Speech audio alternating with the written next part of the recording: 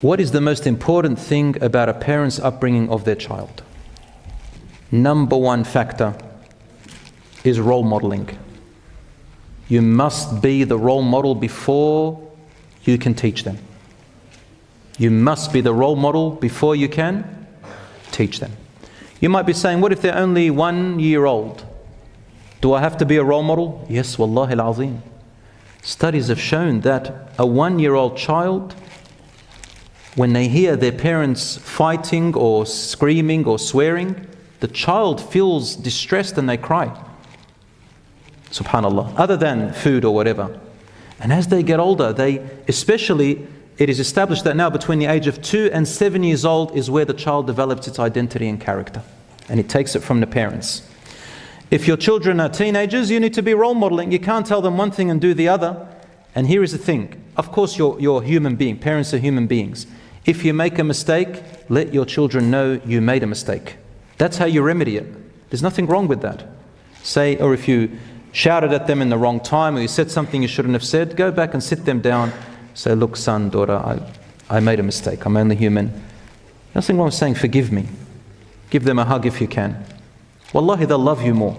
They'll understand you're human and you make mistakes, and it's forgiving. And they'll learn that too from you. So role modeling, my brothers and sisters.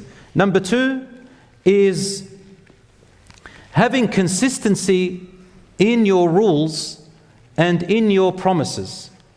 Don't give them conflicting rules. 1 minute you're allowing, next minute you don't allow for no reason. They won't respect you. In fact, brothers and sisters, I'm going to give you 4 aspects that if you do them, you are sure to lose them. 4 things you do them, you are sure to lose them. Number 1, violence and always getting angry. Violence and always getting angry. Violence is physical, verbal, severely emotional, severely mental, even religious violence. What do I mean by religious violence? Meaning using the text to your advantage when you were not allowed. For example, a parent says to their child, go and steal. And just giving you a generic example. Otherwise, Allah will be angry with you for not listening to me. A parent says, you've got to marry this person. Otherwise, the anger of Allah is upon you. The parent says, every bit of money you have, you must give it to me, even if the parent is not in need of it. This is haram. Violence emotionally, putting them down, calling them names, ridiculing them. You are sure to lose your child. Sarcasm, emotional blackmail, smacking them, getting a regular habit of doing these things, especially if they're older. Throwing or hitting objects. I've seen both mothers and fathers. Fathers will use their fist, they'll break walls, or they hit the child. Mothers, sometimes they break glass, they throw food on the floor, screaming at the dad, dad screams at the mum, they slam the doors. All of this is violence, brothers and sisters. You are destroying your children this way, if you do that, God forbid. There's even the opposite. It's called the long silent treatment. Ya akhi, speak to your children. Listen to them. Sit down with them. They don't know anything. They're growing up, they're developing. Brothers and sisters, a sure way to lose them is bad role modeling, as I said, regularly contradicting yourself, dishonest, has no clear rules, fights and puts down spouse, speaks ill of their other parent. Number 3, doesn't listen. You only advise, but you don't listen.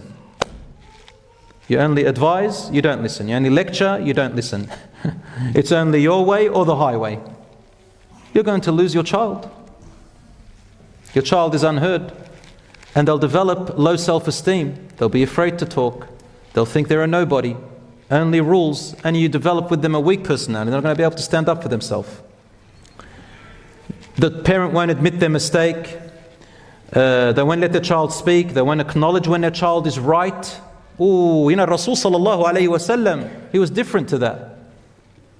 He showed his grandchildren in front of them in the masjid. He said, if anybody I've done anything to them, take your right now. A man said, Ya Rasulullah, you smacked my stomach one time. He lifted his shirt and said, take your revenge. In front of his grandchildren. Rasul sallallahu alayhi wa sallam showed. Obviously Rasul sallallahu alayhi wa sallam didn't hurt him. The man ended up kissing the Prophet sallallahu alayhi wa sallam's stomach.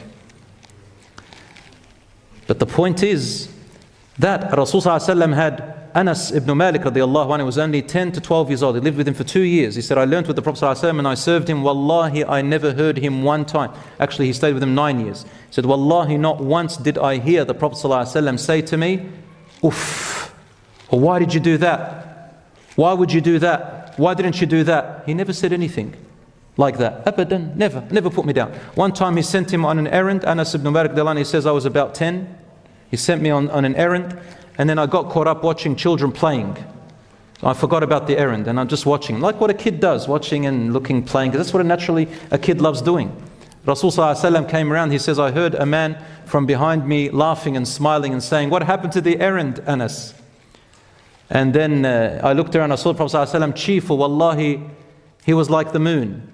And I said, I'm going now. And he said, very well, don't worry, you can play, just do the errand. Easy, easy. SubhanAllah, my daughter, a few months ago, I remember, I spilt the milk, putting milk, and I spilt it. And I got angry with myself and upset, and I sat on the floor. My daughter holds my hand, and she says to me, it's okay, Bobo.